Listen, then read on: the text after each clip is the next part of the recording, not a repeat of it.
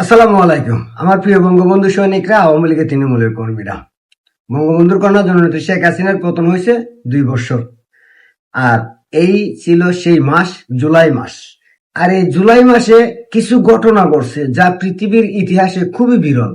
আর যারা এই ঘটনা ঘটাইছে তাদেরকে আমি অনলাইনে রেখে দিতে চাই, ভবিষ্যতে বাংলাদেশের মানুষ যাতে সতর্ক থাকতে পারে এবং নিজেকে নিরাপদ রাখতে পারে, নিজের আশেপাশের মানুষকে নিরাপদ রাখতে পারে। তাই বঙ্গবন্ধু সৈনিকদের কাছে অনুরোধ করব, প্রত্যেকে ভিডিওটা সর্বোচ্চ শেয়ার করবেন।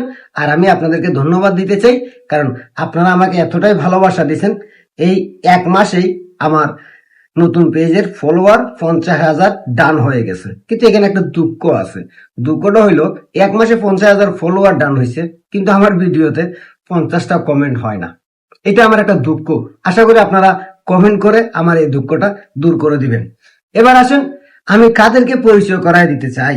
এই জুলাই মাসে শেখ হাসিনার পতন হয়েছে, আর পতনের পরে যারা এই বাংলাদেশকে বিশ্বের মানচিত্রে একটা চুরের রাষ্ট্র, চুরের দেশ হিসেবে পরিচিত করাইছিল, তাদেরকেই পরিচিত করাইতে চাই আপনাদের সঙ্গে।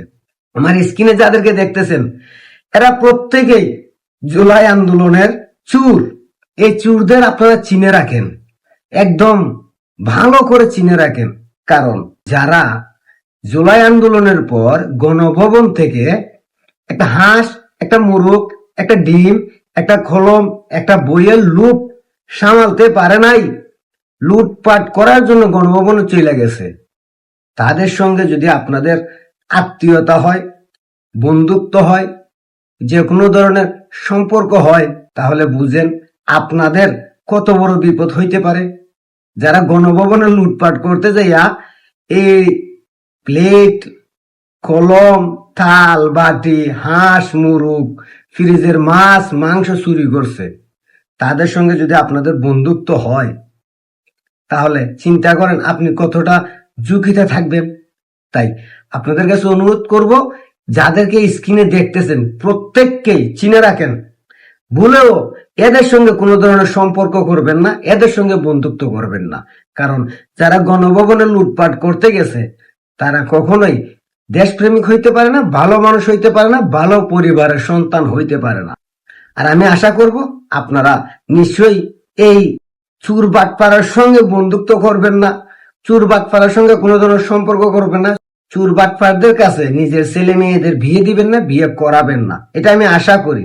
কারণ যারা সামান্য জিনিসের লোভ সামালতে পারে না, তাদের সঙ্গে যদি আপনাদের পরিবারের কারো বিয়ে শাদী দেন, তাহলে আপনার ঘরের মূল্যবান জিনিসগুলো যে নিরাপদ থাকবে, এই গ্যারান্টি কিন্তু আমি দিতে পারবো না। যারা অল্প জিনিসের লোভ সামালতে পারে না, তারা আপনার ঘরের দামি জিনিসের মালামালের প্রতি লোভ দিবে না, এটা আপনি কি বিশ্বাস করতে পারেন? তাই এই চুরদের চিনে রাখেন।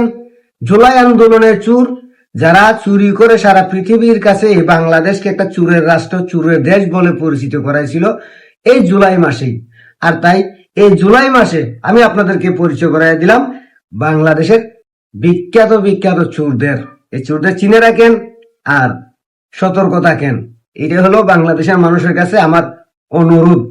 আর বঙ্গবন্ধু সৈনিকদের বলবো, ভিডিওটি শেয়ার করেন। আমার পেজের রিচ খুবই ডাউন হয়ে গেছে, আপনারা চাইলেই আমার পেজের রিচটা বাড়াইতে পারেন। আর যেহেতু আমি রাজাকারদের বিরুদ্ধে কথা বলি, জুলাই সন্ত্রাসীদের বিরুদ্ধে কথা বলি, তার মানে বুঝেনি তো আমাকে কিভাবে রিপোর্ট মারা হয়, সেটা আপনারা ভালো বুঝেন। তাই আমার পেজের রিচ বাড়ানোর দায়িত্ব আপনাদের। আর এই চুরদের যাতে বাংলাদেশের মানুষ চিনতে পারে, সেজন্য এই ভিডিওটা সর্বোচ্চ শেয়ার করে দিবেন। আমি আবারও বলি, এই চোরদের চিনে রাখেন, না হলে ভবিষ্যতে আপনাদেরও কপালে শনি আছে। হয়তো আপনার হাতের মোবাইল, ল্যাপটপ, টিভি, ফ্রিজের মাংস এই চোরদের সাথে সম্পর্ক করলে চুরি করে নিয়ে যাবে।